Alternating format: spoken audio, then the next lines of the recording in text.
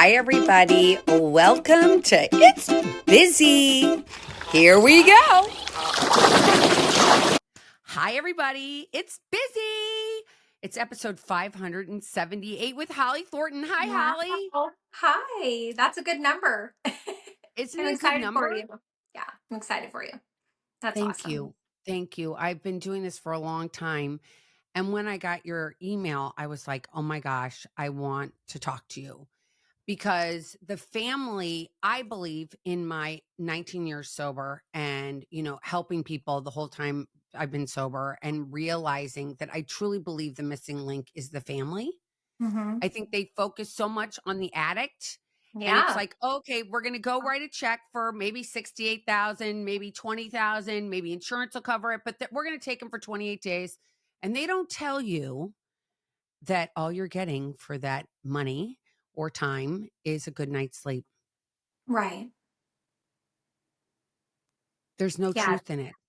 And yeah. then what to do moving forward. And to 29 million Americans battle alcohol abuse disorder, but families are told to wait for the rock bottom.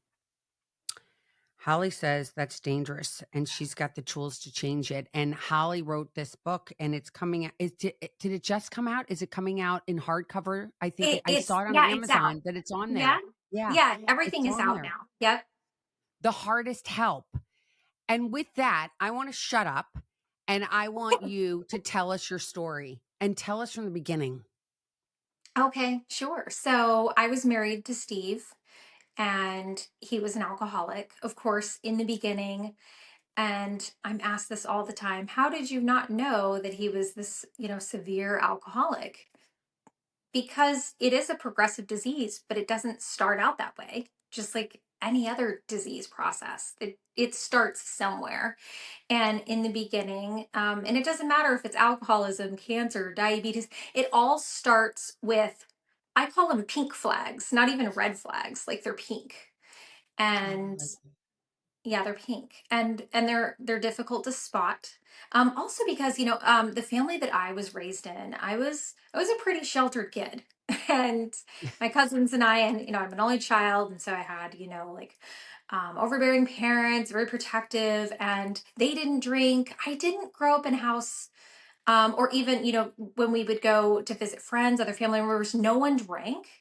And so it was difficult for me to figure out as an adult, when I married him and he did drink. I didn't know what normal was. What is a normal amount of alcohol? I had nothing to base it on. I think it's also the other side of the coin. If you do grow up in a house where your parents are drinking and, that's just part of the culture, it's also hard to figure out what's normal. So either way, it can be difficult. But I had nothing to base it on. I had no clue. So when I discovered that he likes vodka, um, he said, "Oh, this is just kind of how I de-stress when I come home from work. I like to have a drink and relax." And he was a great guy. So I was like, "You're funny, you're cute, you do all the things that I like, you treat me well. So okay, who am I to go looking for problems?" And I didn't. And and then the next thing was I noticed, oh, okay, you drink a lot. All right, this is frequent. And it just sort of remained that way, right, for a number of years. And as time went on, I would say probably, I don't know, maybe 7 years into the marriage, I did notice a change in behavior. So I noticed that some of the red flags, or brighter pink flags, are starting to come, and that is change in priority. Like, if that seemed to be like number one, let me make sure that I'm stocked up, and let me Yeah. make sure that I consume this so that I can be in a better mood. And if it was absent because, he got home late from work and the store's closed, or he didn't make it to the store on Sunday before it closed because it closed early, he was not in a good mood. And we had to walk on eggshells.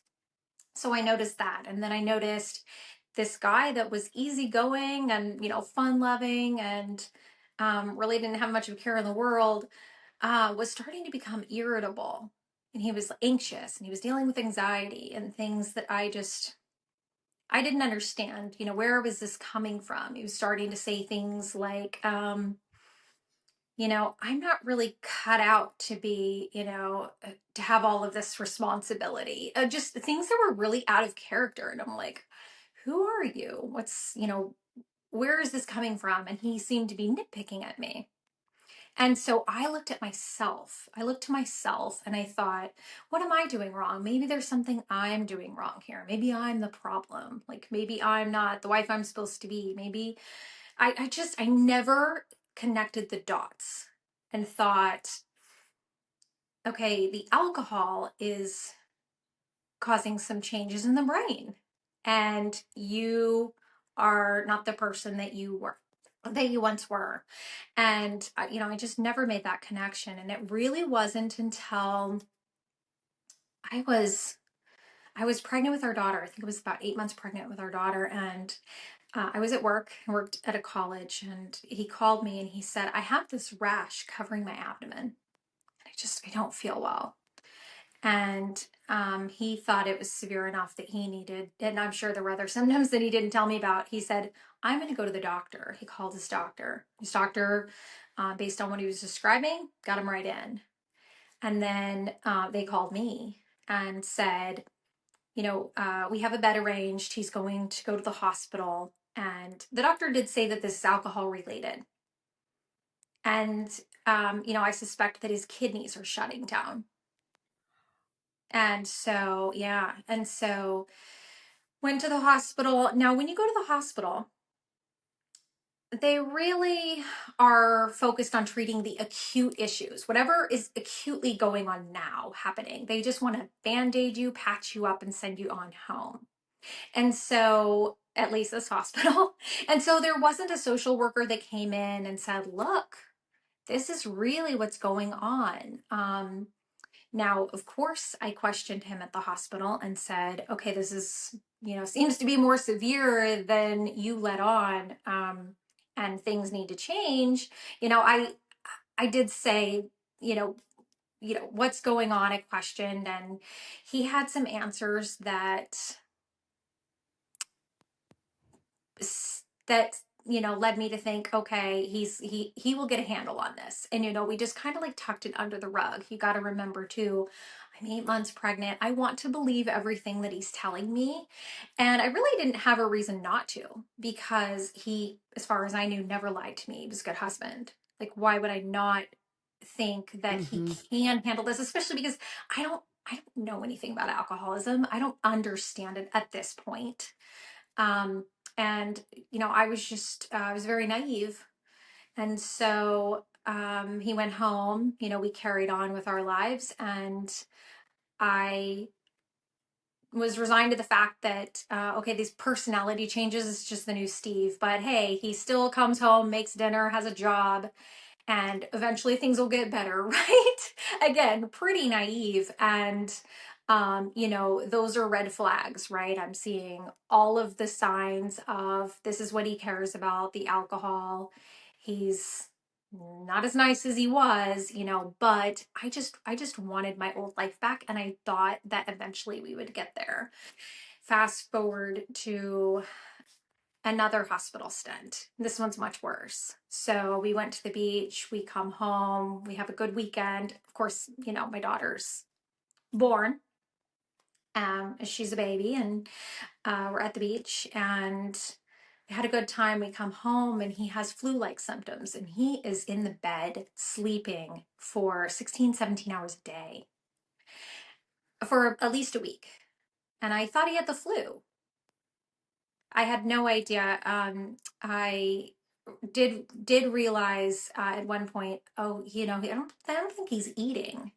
I don't think he's gone out to get a drink of water. He's not even drinking the alcohol. And something's just not right. And I went in and I opened the blinds and I saw that he was jaundiced. His skin was yellow. I looked at his eyes. He looked up at me, and they were dark yellow, very yellow. And I knew that's not right. Something's not right. So he actually agreed to go in, and we went to the local hospital, and not much was said to me at this point. Just he's very unwell. They did say that this is probably alcohol related, but they told me to take the kids home, get some rest. They're going to run some tests and give him an IV. And I come the next day and he's on a ventilator. He's in an induced coma. So he's in the ICU bed, Oh my and gosh. he's, they've got all the equipment out, and his blood pressure is low. And, that's when they proceed to tell me how serious this is. And they said it's a very low chance that he's going to come home. He's going to die here. Yeah. And wait, So, how old are your children at this point? oh gosh, elementary school, middle school age, and I had a baby. Yeah. So, yeah. So, I mean, I just wanted to jump off the rooftop, right? Like, I was like, oh my gosh. That was horrible. I don't know how I got through that period, but he was in the hospital for 3 months. And, I did have one of the doctors, one of the physicians, she's like very good physician. She pulls him out of this. And eventually he does come home. But she looked at me and she said, you've got to stop being this naive 1950s housewife. Like, you have to stop, and you have to. You have to come to terms with this, or else he's not going to get better. And that's all she really said to me about the situation, other than, hey, here's a really good facility, Betty Ford. That's where he needs to go. He needs help. This is a very good facility. So you need to convince him to go. I didn't know what she meant by, I mean, I understood, okay, I need to pull my head out of the sand if this is a problem, but how and why that matters, I didn't understand at the time. I do now. So he does. He comes home. He has to go to physical rehabilitation, because if you're in the bed for 3 months, every muscle is atrophied. He could not walk. He had a trach coming off of the ventilator. He had a trach. So they had to completely rehabilitate him. He had to learn how to swallow again. He had to learn how to walk. I mean, so we're talking months of recovery. So he comes home, and I thought two things. One, I thought, this is going to be that realization. He is going to come home because he survived the impossible, because he wasn't supposed to make it. And when he comes home, he will definitely be so grateful that he survived this. And the other thing that I thought is, he can't wait to go to Betty Ford. So I was so wrong. He took a 3 month nap, right? Like, he Yeah. doesn't remember any of this. I was the one that suffered. I was the one not eating and, barely functioning. And I had to leave off work, and my mom had to fly in and help with the kids because I just couldn't function. I couldn't cook. I couldn't, like, I literally handed over my bank account and said, I don't have the ability to even pay the bills right now. I can't think straight. Like, I can't even log into my bank account to hit send. Like, I can't communicate with anyone. I don't want to pick up the phone. I was just an absolute wreck. And so she had to help with that. And, when he came home, I still didn't have it all together, because I was now just so focused on, okay, my eyes are open. You got my attention, Dr. Wanick. She's the one that said that I had to pull my head out of my rear. And, I was just focused on that, and I couldn't wait until he was rehabilitated so that we could have that conversation. And of course, I was met with, "Where is this coming from? Like, what do you mean I have to go to Betty Ford?" Like, to him, this is coming out of complete nowhere, nowhere. Because the last thing that he remembered was just being at home, and we were just carrying on our lives. So it was an absolute, it was dismissive. Like, what are you talking about? You're crazy. So I had to bring his dad and his brother over, which are also addicts, but they do care about Steve. So, and he wants their approval. So he agreed only because he wanted their approval. Okay, I will go to Betty Ford. And so he does. And they recommended 6 months. That's how severe this is. That's where we are in this disease process. You need to be here for 6 months. And part of that is a transition period where those last couple of months you're here the majority of the day and you go home for, X amount of hours and you slowly transition back into real life. And IOP. he couldn't do it. He called me a couple weeks in and he said, and Betty Ford is about 20 miles from the house. He said, if you don't come get me right now, I'm walking home. And I didn't have the tools. Like, I had no tools in my tool bag, right? Like, no one told me anything again, except he needs to go to Betty Ford. So when he called me, I was scared. I didn't know what to say. I didn't have an argument ready. No one prepared me that you're going to be met with resistance all along the way.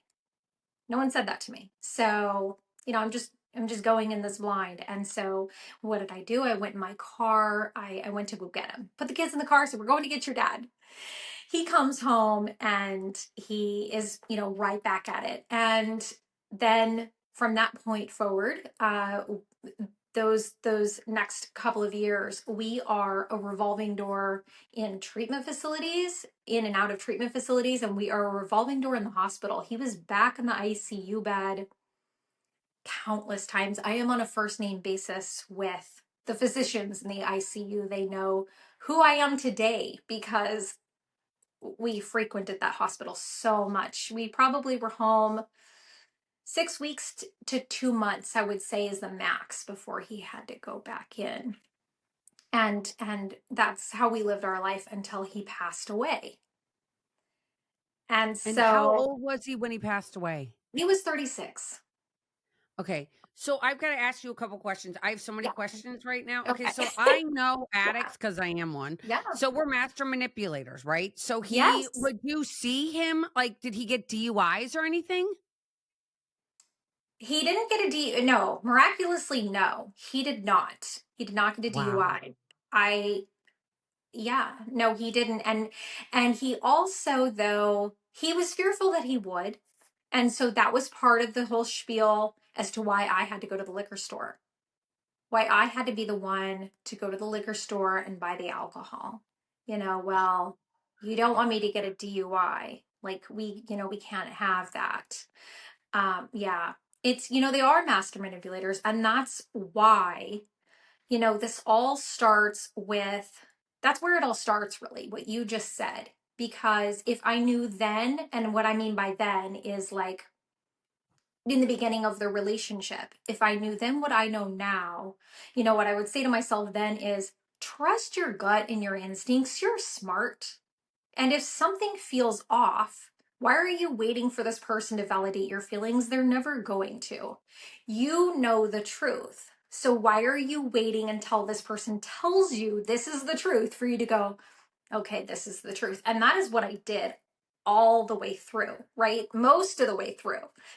75% of the way through. That's how I lived. Is I was just waiting for him to say, this is a problem, I need help, or to just validate what I was seeing and feeling. And, he was never going to. It was all, I call it like an unintentional manipulation. At least that's how I'd like to think, that most of it is a defense mechanism, that the addict, that's their defense mechanism.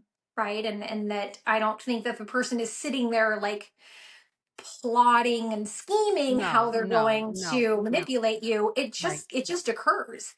And it's kind of this unintentional grooming process. So in the beginning, when I saw the pink flags, he had an answer, and there's the manipulation, and it was shoved under the rug. And then when I saw a brighter flag, it was also shoved under the rug, because the last one was he had built the trust with me, so that I would and was willing to keep just pushing them under the rug. And so eventually what happens is you get to this place where you trust this person so much, you hold them on a pedestal. And you have now, what's happened is, because of a combination of the manipulation and the whole, grooming process that's happened, you question your own sanity. Of And course. so that's why it's so easy to dismiss the red flags. And so the red flags are so important to recognize. One, so you can stop feeling like a crazy person because you're not. You can stop waiting for them to validate your feelings because they're not going to. And then once you recognize the red flags, and then you can go to the next step, which is, what do we do about them? Because there is something that you can do. There's a role that you can play that isn't just, the victim and the person that's been manipulated. You can flip it. And I So just have to ask you, are you guys religious at all? Did you guys go to church and all those sort of things before? yeah, yeah, That's what so of course, because right, I we did. think that we get Yeah. married in front of God and all of our friends, right? And Mhm. we have a priest there, and we think this is for, for till death do us part, right? And Yeah. he's supposed to be, God bless Charlie Kirk, but he said this all the time, like the husband is supposed to take care of the wife, and we are supposed to believe them. We don't Yeah. want to spend our whole lives questioning because we're like, well, he says he's this, and I know I see something else, but I Yeah. am taught from a very young age, like we are supposed to trust our husbands, even though Yeah. I see the pink, which then maybe turns into darker pink and then turns into bright red, right? Right. Yeah. Right. It's not until something smacks you in the face, which for me was him going to the hospital and almost dying. That was the red flag. And they were all along the way becoming brighter leading up to that. Like I said, with the shift in what is the priority, and, the irritability, and, and all of those things. But because of the trust that's built up, and kind of that grooming process, you ignore it all, and until it's like blaringly obvious, that's just what happens, because I was asked so many times. Once family and friends were aware, which they really weren't until we were really in the thick of it, but then the question is like, how did you not know? You're smart, how did you not know? And it's because unless you've been in that situation, you wouldn't understand. But that's the explanation. That's how it gets to that point. It makes Yeah. such sense. It makes so much sense. I mean, to me, it's like it's stereotypical of what happens so many times because women out there, we want to believe our husbands. We want Yeah. to believe so badly, like they're telling us the truth and they're scapegoating us. And I saw you use, what was that, gaslighting? I saw you mention that on Instagram in the last couple of days. Yeah. And that gaslighting is so true. And we Mhm. just sit here and we believe because not only do we want to believe, but let's face it, you're busy. I mean, you've got Yeah. 3 kids or 2 kids. It Yeah. sounds like you had Three. 3, correct? Three. Yeah, three. So you're in survival 3, mode. You're in survival right? mode. Yeah. Yeah, And you you're like, just want, I've got to change the diaper. I got to make dinner. If the laundry's in the, I mean, I've got to feed the dog. I mean, what, so much, right? yeah, exactly. Yeah. I totally get it. I Mhm. totally get it. And when he went to Betty Ford, did they have any family programs for you to take? They had, like family weekend, but it was really more about showcasing the progress that this person is making, maybe connecting with some other family members. I got a tour of the place. He gave me a tour of the place, and he told me about, the journal writing he was doing and these positive things, which is great. I don't really have anything negative to say about the facility. They are focused on all of their resources, and everything is focused on the patient. And I get it. But what is missing, like desperately, is, and I think this could be so easily added, they just need to hire the staff to do it. There does need to be some counseling sessions, maybe both together and, individually with someone at the facility, to say to you, hey, now that he has, checked himself in, let's go over some things. You're probably going to get a phone call saying, I want to go home. I'm walking home if you don't come and get me. You know, how can we prepare ourselves from that for that? How can we respond effectively when they call? and say this, to kind of prep you for these things that come up. And when he comes home, you're left on your own. You're on your own. And it Oh, shouldn't be that way. It really shouldn't be that way. And mm, and again, that's yet another reason why I did this, was because when they come home, if the environment hasn't changed at home, if those patterns that and routines that you have together, if those things haven't changed and you're not going to be there to help this person to create a new routine and have the things in place when they come home, then they're going to need to go right back or worse. And so none of those things were taught, none of that was said, hence why he was a revolving door, right? And so that was the problem. And that's really what's lacking. Like it it isn't all on the addict. nope, nope, No, it's it's not. not. And Yeah. and I'm a certified recovery coach. So I've been doing this again. I've seen Okay. clients, I've seen and I'm all about the family. I've always seen the Yeah. client. I always bring everybody in. They don't like it because they want to keep secrets, which I totally understand. I get that this addict, Yeah. but if everybody isn't on the same exact page and can't talk about what they're going through, even when the addict's in treatment, and say, okay, this is how I'm feeling. How do I have to set up my home? Do I have to do A, B, C, and D? They're going to go to meetings all the time. All right, how many hours am I thinking a day? All right, you're telling me 2 hours a day that he's going to be gone, or is it going to be, or she, or is it 4 hours a day? Like, what am I looking at? It's an entire change. And if you don't educate the family and you just say, go to Al-Anon, okay, go to Al-Anon. And that's what everybody wants to say, go to Al-Anon. I have been to Al-Anon many times. I Mhm. am the qualifier. That's what they call the people that are the actual addicts. So I am a qualifier. I have a lot of family members that are qualifiers. I have a husband that's a qualifier. I have all these things in my life. And what I feel like is you go there and it's just like a wah wah section. We all know the problem. Where is Right. the solution? Right? I Yeah, don't need to exactly. hear other people talk about their husband. You're like, I already have the same story. Don't tell me something new, right? Yeah. Yeah. I mean, I do think that everyone needs a sounding board, because your partner that's an addict, that's not your sounding board. Do not. No. Like, you're not going to get back what you want out of that. You'll get tension, you might get an argument. Um and create more distance, but you're not going to get the validation that you want. So you can go to those meetings if you want your feelings validated and you want to connect with someone that's going through this same thing. But what I don't like is two things. One, like you said, it's not solution oriented, but they will never tell you when you go home and he's, drunk on the couch, this is how you should probably respond in a way that doesn't drive a wedge. That's the thing. Because the message really is, to care for yourself, which is great. In my book, I teach you how to care for yourself as well, because you do have to become the person that can help this individual, right? Put on your mask first before you can help someone else. Yeah. Yeah. That's just a piece of it, though. That can't be the whole picture, because like I said, when you go home, when you leave that Al-Anon meeting and you're feeling good and you drive home and you walk in the door and he's drunk on the couch and you're angry, like, then what? So that's why there has to be more. There has to be, how can we respond in a way that's actually effective?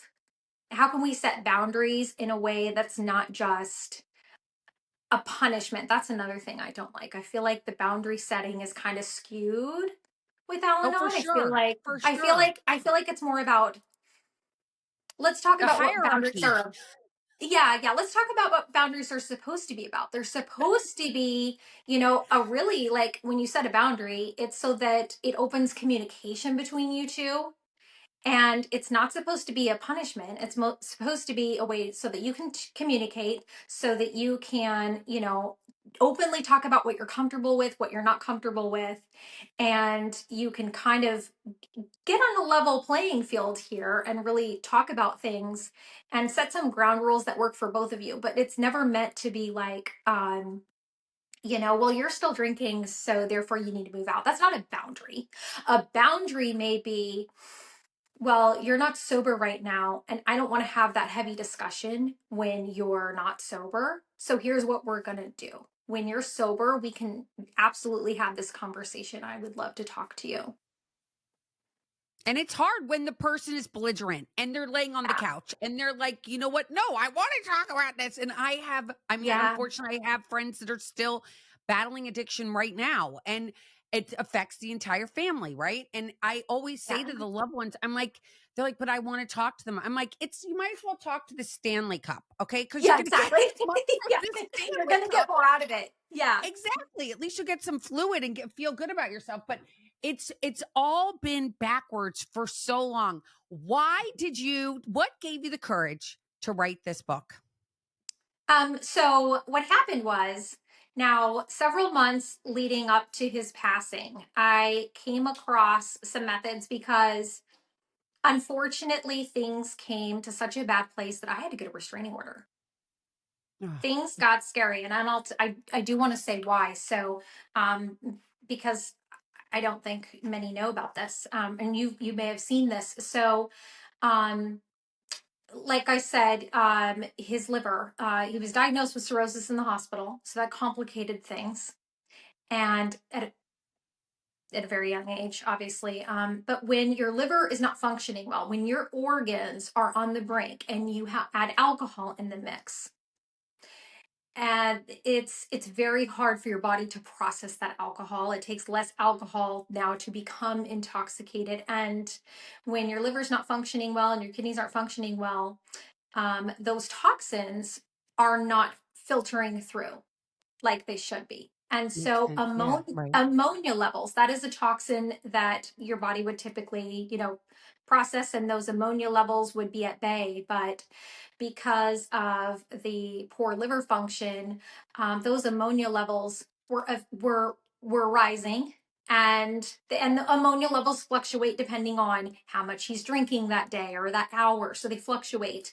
And when the ammonia levels are high, it can actually cause confusion, hallucinations, a change in behavior, and things. And so he was becoming a different person. He became someone that I was afraid of at certain points, and not always.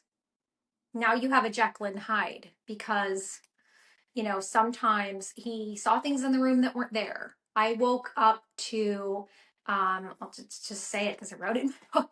I woke up one morning early. I felt him pulling my hair. And this is a person who had never been violent towards me. He was pulling my hair, and he had a knife in his hand. And it wasn't aimed at me, but he was stabbing the wall. And he was starting to do some other strange things. I would come home, and I never knew what I was going to come home to. This could be, he would take my clothes and put them in the fireplace. Not all of them, but some would grab some of them. He would take knickknacks of mine and hide them. Just very odd behavior. He slashed my tires. I can't tell you how many sets of tires I went through. It was always something, and it escalated to the point that I really thought, especially after the knife incident, I thought, oh my God, I think. What's going to be next? Is he going to like murder me in my sleep? He was gone. The lights were on and no one was home at times. I thought okay, I'm in a really dangerous situation right now. So I had to get a restraining order, and he was at his parents' house. And that's when I could actually kind of breathe for a minute. And the goal was still like, okay, let me get this person some help. And I was digging because I thought, I'm intelligent. I thought, okay, there has to be something else. Like, how do we get him to realize that he needs help? Because that's the issue. Going to Betty Ford just to appease me for a minute, that's not going to work. And Mm-mm. when the frontal lobe is damaged and there's no self awareness because of that, he's not going to come to the realization on his own. And so that's when I came across the craft method, community reinforcement and family training, and some of the methods that they teach, and some other methods that I found. And I started applying them because I was like, okay, nothing else worked, so what's the worst case scenario here? This doesn't work either. And I actually started to see some progress. It took a couple of months, and I started to see some progress. And I had him at a place where he was considering going back. And this time it wasn't, a quick yes for me. He was, really thinking it through and, how this would look and, wanting to get all the pieces in place for when he returns. And is that going to be outpatient treatment? What's that all going to look like? And, things took a sudden turn in the wrong direction. And he went into liver failure, yet again, and Mm. multi-organ failure. And when we went back to the hospital that day, we knew within a couple of hours, instead of days, weeks, months, seeing if they could band-aid him. No, we knew immediately. At least I did. I don't think he was aware, but I was aware that he wasn't coming home. And so, when he passed away, and I had to, kind of like unpack everything that happened, because when you're going through something like during all of this, you're processing nothing. You were just in survival mode, totally. You're like, you're just trying to get through the day, and doing the best that you can. And so, it took a while to kind of like go back over everything. And what I realized was, oh my gosh, so if I knew then what I know now, I don't think he would have died. I think we would have had a shot. I think if I knew how to spot red flags 12 years ago, and then if I knew how to respond to those red flags at the time, and then if I knew how to set boundaries that weren't just, like I said, trying to one up him or assert control, and come at this not from an angle of trying to control him, but using like positive reinforcement and these other methods, then at the time, then I think we could have got the help that we needed sooner. And that I could have been that person to help him do that. But I didn't have any of this at the time, like I said. So that's where we were, and that's what happened. So once I came to that realization, that's when I thought, okay, once I'm ready, I have to share my story. And then it just sort of happened. I just one day decided, okay, I think today's the day I'm going to start writing. I think I'm going to do this. Because I went and did a little bit of research. I was like, okay, I'm going to write a book. You should probably see what's out there. Like, is this already written? Someone had to have written this book. Like, come on. 46% of people live with an addict, and no one wrote this book. And guess what? No one wrote the book. That's insane. Like, mind blown. I can't believe it. What do you mean no one wrote the book? It's not. You're not going to find it. You'll find a clinical self-help guide written by, like a psychiatrist or a drug and alcohol counselor that, by the way, probably hasn't lived the situation, right? And so they're coming from it. It's not that they have nothing to say that's valuable. That's not what I'm saying, but it's just a totally different perspective. And Because of people the want to, shame. I get yeah, why. People yeah, do not want to talk about it because it's so shameful. When yeah, you have a loved one that dies of alcoholism, I know kids that have died of drug overdoses, okay? And the mhm, parents say he had a heart attack, okay? Nobody says, you know what, by the way, my kid was addicted to Percocets, or he was addicted to Oxycontin. He got a fentanyl. They'll not say right, that because there's so much shame. And so many yeah, moms, and that's why you are so courageous, Holly. When I saw you, I was like, I have to have this woman on my podcast, because I agree with you yeah, 180%. I commend you for writing this book. I think everybody that's out there that's listening today, if you're listening and you have a loved one at home, go now get this book. You can get it on Amazon. It comes in paperback, it comes in Kindle, it comes in hardback, whatever which way you like to read. You've got to go and buy this book. And it is, again, called The Hardest Help. And it's so true, because nobody is out there. We're still doing Al-Anon, which they did in 1940, whatever that was. That I love that Lois started this, who was Bill Wilson's wife. I think it's great, but we are living in a real world and a real time now where we can talk about these things. If you're Yeah. allowed to talk about everything else in the world that we're talking about on social media, you should be able to talk about your husband that's battling this and not feel alone. Yeah, it's just looked at a different way. I mean, I think, and of course, no one said this to me, but I felt it. Like the sympathy kind of goes away. Someone asks, um, oh, they find out you're a widow, and then they find out why, and you can just see the shift. You can see their face, like uh,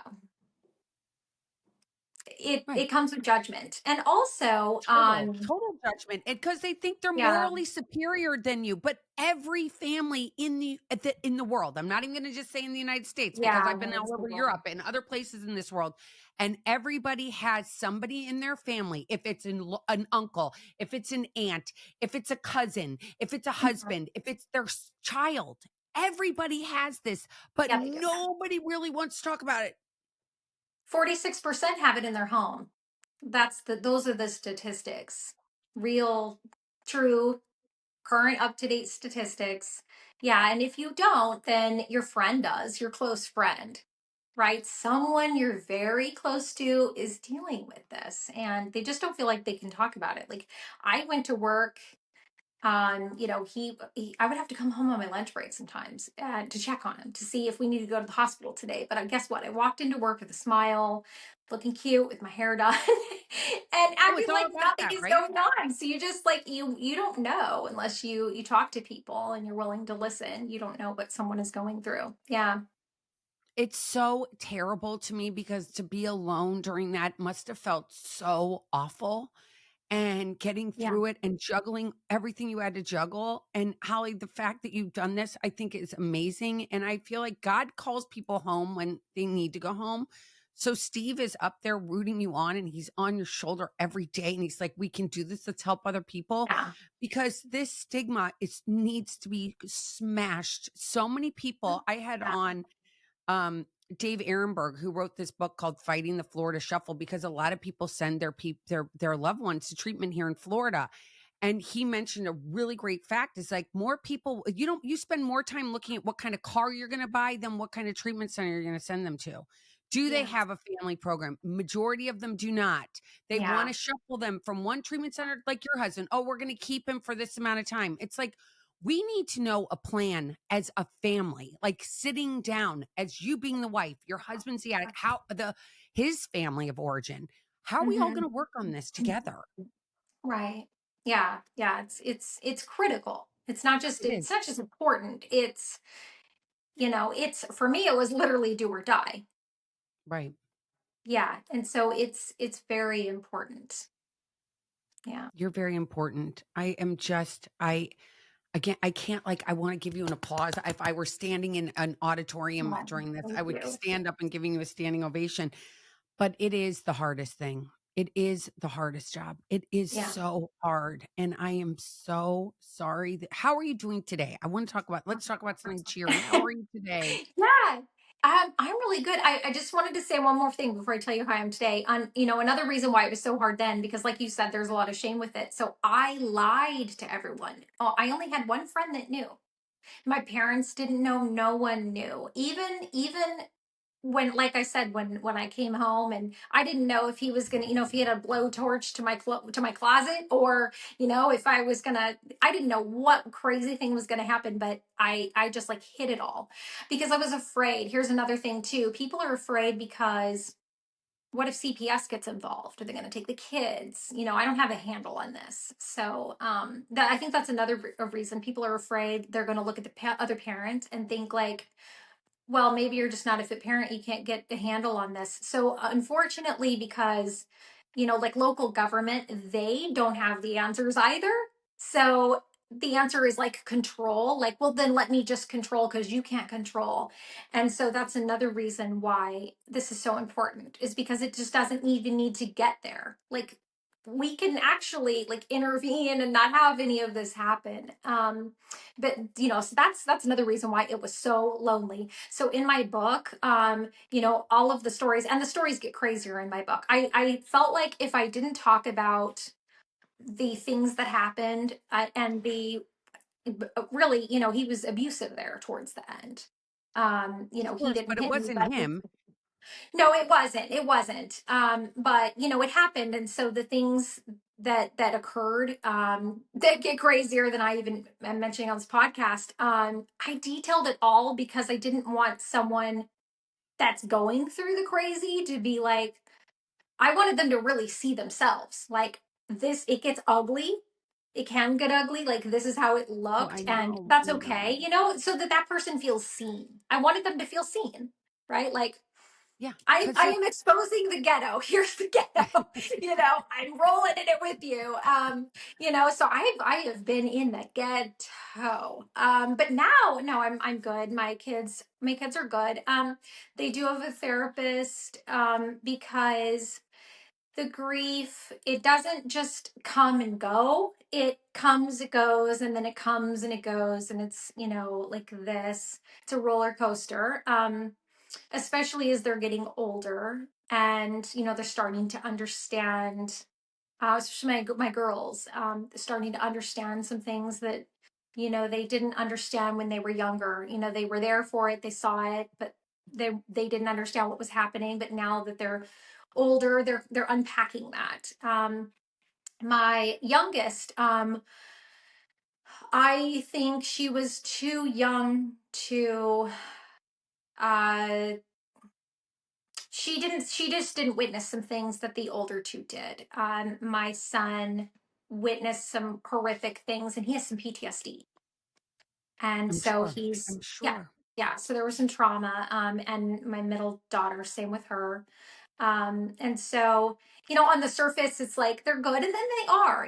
My son, he's a junior in college, and so on the surface, like, and he's a great kid, and everything's going well. But I think, I'm not going to sugarcoat it. I think it's a struggle, and there's constant self, work on yourself that you have to do. And same with my middle daughter.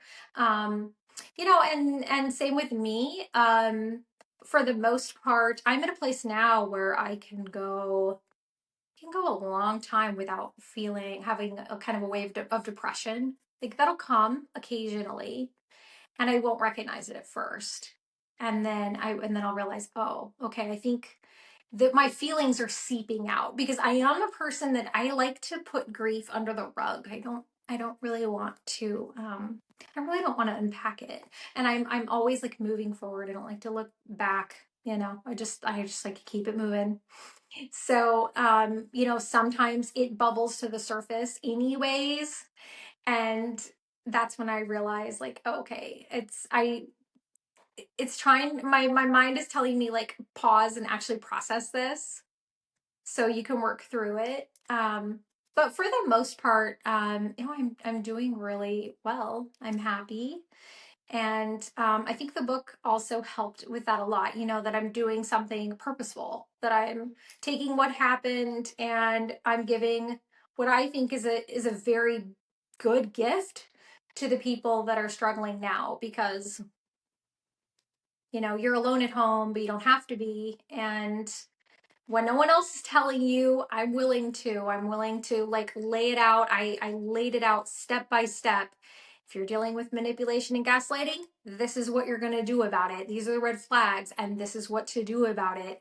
If he calls you and says, I want to come home from treatment, this is what we're going to say. If he doesn't realize that he needs the help, this is how we're going to over time get him to come to that realization. And everything in between. And regardless of where someone is in their journey, whether they're not sure if their spouse has an issue and they want to know, okay, what are the red flags? You're going to find that out. If you know it's a problem and you just don't know how to tackle it and face it and what to do, you're going to find out. And really anywhere in between, because I've been on all ends of this, I can share it from all ends, from beginning to end. I've been there, I've seen it, I've done it all. And so I thought, okay, we're gonna talk about it, all of it. I mean, Holly, again, I haven't read your book. I need to get it. I want to get copies for certain people too, by the way. And I have to tell you again and again and again, for you to do this is so courageous. It is Thank you. so courageous. And your kids, I can tell you, because my ex-husband, he did get sober, my ex-husband. Um, I threatened to have his legs broken. But that's just me, okay? And he's scary enough That for me that because worked for you. yeah, And that's what we don't that's understand about the disease though too. Like why with one person can you threaten to break their legs and they get it together and then another person they have to, like he lost his life over it. And right. it's because it's such a broad spectrum and that's what people need to understand. It's not a one size fits all disease. It's such a broad spectrum and and that's why you need to be armed with this information so that regardless of where they are on the spectrum you can you know how to handle it. But yeah, that's the $1 million question, right? Like why was your husband able to get threatened and I'm gonna break your 'Cause he legs knows and he I'm got his act crazy enough together. that he knew I was crazy enough he was like, "She's really gonna do this. She will go into Philadelphia and find the biggest guy she can find, and he will break my legs." He's gonna And he break your knew leg. I would do it. He's like, "She's crazy Yeah, enough to do it." But why that worked and why it didn't work the 50 yeah, billion other times, which was the demise of my marriage, yeah, unfortunately. My first marriage was the demise. It was because he loved Maker's Mark more than he loved me. It was really, really hard. And as you said, I mean, yeah, there it's were hard. little pink signs, and I was just along the ride with him until I finally said, okay, I've got to give up. But it is such a journey. And the fact that you've touched this and you've opened up Pandora's box, thank you. I just want to say thank you. Yeah, not everyone one can leave a relationship when they're with an addict. And then also, did anyone think of maybe they don't want to? Like maybe they are wanting the alternative because that's like how often do you hear that? Hey, there could be an alternative to leaving. Which You I can wish there actually was. help make it better. Yeah, and so this is that alternative. You are going to help be the mirror, that reflection so that they can see that what they're doing doesn't align with what they want, planting the seeds to show them that, for example, someone, which is common, someone loses a job over this, right? And so instead of, pointing the finger and being confrontational, and which is it was so easy to, like, we all want to do it, right? Yell at them and tell them what a loser they are, and can't you see it, you idiot, it's because you drink too much. It's really planting the seeds and showing them that with what they want, which is the job and the money and the manhood and everything that comes with it, right? They want that, but that doesn't align with this. And so asking, like, and again, that's what I teach. How can we get them to open up and lower their defenses and get them to see that their actions don't align with what they say they want, and how can we steer them toward recovery? So all of the methods, that's what it's for, is to steer them toward recovery. And so that's the alternative because, like I said, not everyone wants to just give up on the marriage and say, well, because it's just not that simple that, It he's isn't. choosing. No, it's And it's not that well, simple. and now You I have have homes, you have regrets, so kids. many regrets. I have so many regrets over this, Holly. It's like if I had known that there was a way, if I was more of an adult than I was. I mean, I was 37 when I got sober. That's when I got sober Yeah. at 37. And my my kid's dad, I like to call him, was 44 when he got Mhm. sober. So it happened eventually. And Yeah. I was he showed up at picking up he came over to my house and he went to pay a parking ticket and he almost got arrested for DUI. And he called me and he said, "What am I going to do?" And I said, Mhm. "Well, these are your two options, my friend. Get your legs broken or Yeah, or you're going to treatment and you're going to enjoy it. right. And then you're going to stay sober because if not, I will hunt you down and kill you." And he was like, "Okay, I have to do this because she will." Yeah. But I Yeah. think he was ready too. He was 44 years old. He knew that it was done. Like the gig was Yeah. up. Right. Yeah. Yeah. He thought, okay, it's been a good run, but we've got to do something now. Yeah. But I feel like with Steve, I think, I don't know, maybe he was just here to give you this courage to do this because so many people need to hear what you're saying, Holly. I could go on and Yeah. on ad nauseum about this. I want to see if you'll come on again and I can Yeah, get of course. questions. So if you guys are out there Oh, and you have any questions for Holly, I want you to send me an email at elizabeth@elizabethchance.com. It's ELIZABETH at elizabethchance.com. I want you to know you're not alone. Holly, yeah, thank you so much for coming on yeah. and thank you for showing up again because the first, as I mentioned, you guys, it didn't work out the first time, but oh my gosh, I want to hear more and more and more. I want to hear more about the stories and I'm going to get the book and I'm going to read it and I want you to come back on. Yeah, of course I'll come back on. I'd love that. Yeah. You're awesome. Thank you. They can go to my website, thehardesthelp.com. Okay. Yeah. If you just go to my website, thehardesthelp.com, everything is there. My social media is there. The link to the book is there. It's all there on the website. So It's better to buy it there than on Amazon, right? well, it links to Amazon. It links Oh, to okay. Amazon. Yeah, Okay. and then from thehardesthelp.com, when that links to Amazon, then everything's there. You know, the hardcover, the softcover book, the audio book. I read it myself. It is my voice. Oh I my didn't want to gosh, hire. I'm so excited. I'm definitely getting this on audiobook. Yeah, a lot of people, it's sometimes it's easier. Some people do enjoy just like curling up with a book, and then others are like, I just want to listen in the car, and now you can. And I went and tediously read. It was a thing. It was a lot to do that, but I'm glad I did and didn't have some actor with like a monotone voice reading my book, and No, because like it's your story and the fact that yeah, you're authentically that you love yourself authentically enough that you get to show up being you and this is your story because as we've mentioned 40 what did you say 46% of families are dealing with this yeah, and nobody's talking about it. yeah. No one's talking about it. That really annoys me. Why am I the only one posting about this on social media? Come on, you're dealing with this at home. Come on, someone else say something, Yeah, it's It's so the shame. It is the shame. yeah. I will tell you, Holly, it is 100% the shame. And when I started this podcast 10 years ago, and when I first got sober in 2006, I patented the phrase sober, not ashamed, because I Oh, had so much shame that I was an alcoholic. I didn't want okay. anybody to know, right?